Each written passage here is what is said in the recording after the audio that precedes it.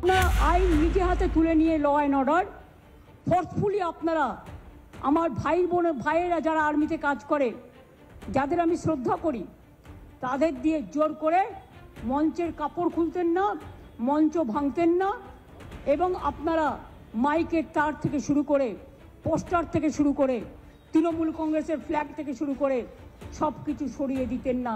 It is unethical, unconstitutional.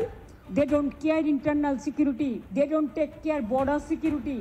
They only care in Bengal, of course, all India Trinamool Congress. लेकिन जितना करेगा इसका result इतना बुरा होगा। ওনারা পুলিশকে জানাতে পারতো যে আমরা এটা ভেঙে দিতে চাই, ওনারা আমাকে জানাতে পারতো, আমি তো 5 মিনিটের মধ্যে অ্যাভেলেবেল। এটা তো পুলিশ ফোর্সের কাজ, ওনাদের তো কাজ নয়।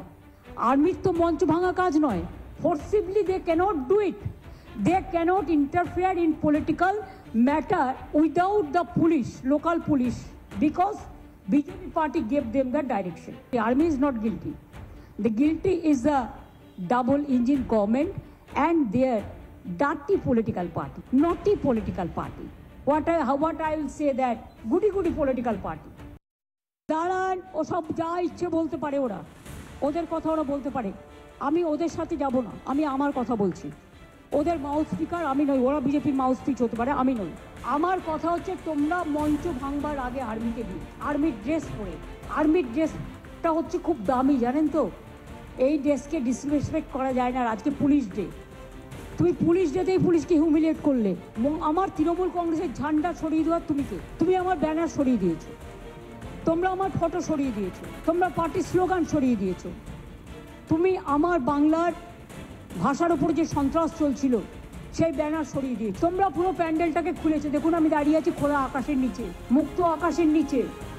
আর এই খোলা আকাশটা তৈরি করে দিয়েছে বিজেপির ডাবল ইঞ্জিন গভর্নমেন্ট। আমাদের স্টেজ ভেঙে দিয়েছে। আমি দুঃখিত, আমি শোকাহত, আমি মর্মাহত।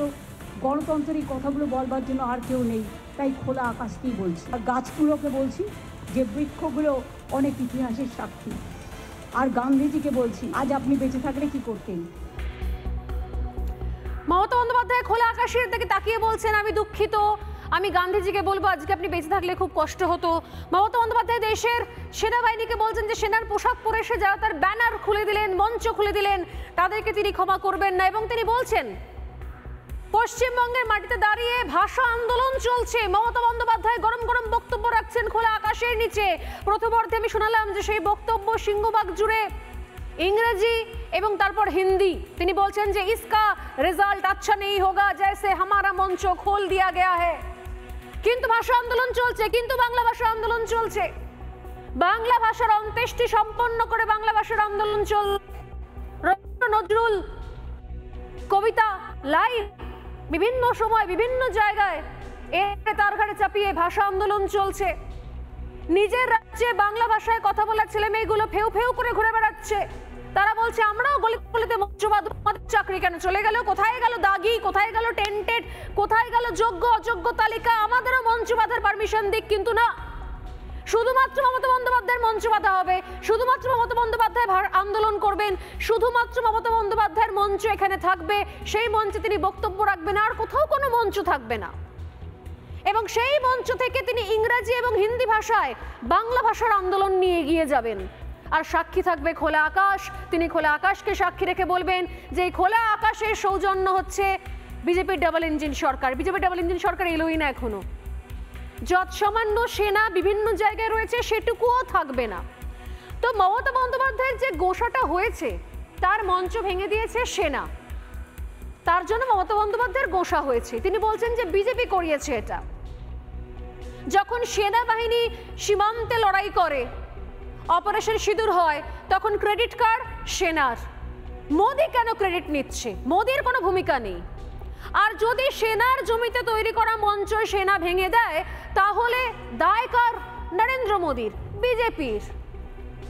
আমি বলি না যে এই রাজ্যে কোথাও গোড়ালি বা হাঁটু জল হলেও পারলে মমতা বন্দ্যোপাধ্যায় রাস্তায় মিছিল নামিয়ে দেবেন, নরেন্দ্র মোদী কলকাতা শহরের অমুক গলিতে জল কেন জমেছে, জবাব চাই, জবাব দাও। এতেও মোদির দোষ, বিজেপির দোষ।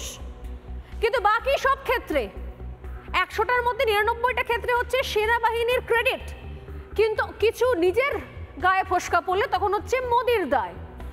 কিন্তু প্রশ্ন হচ্ছে এই যে বিশাল গোসাই, যে খোলা আকাশের তলায় মমতা বন্দ্যোপাধ্যায় হিন্দিতে বক্তব্য রাখতে রাখতে যে বাংলা ভাষা নিয়ে এগিয়ে যেতে পারলেন না, বাংলা ভাষায় যে আন্দোলনটা চালিয়ে যেতে পারলেন না, এর দায় কার?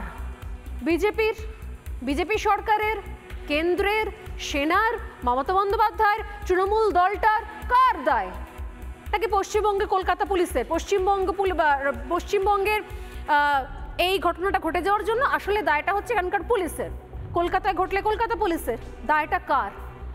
নানা ধরনের কন্টেন্ট দেখার জন্য লাইক করুন, শেয়ার করুন আমাদের ফেসবুক পেজ, সাবস্ক্রাইব করুন আমাদের ইউটিউব চ্যানেল।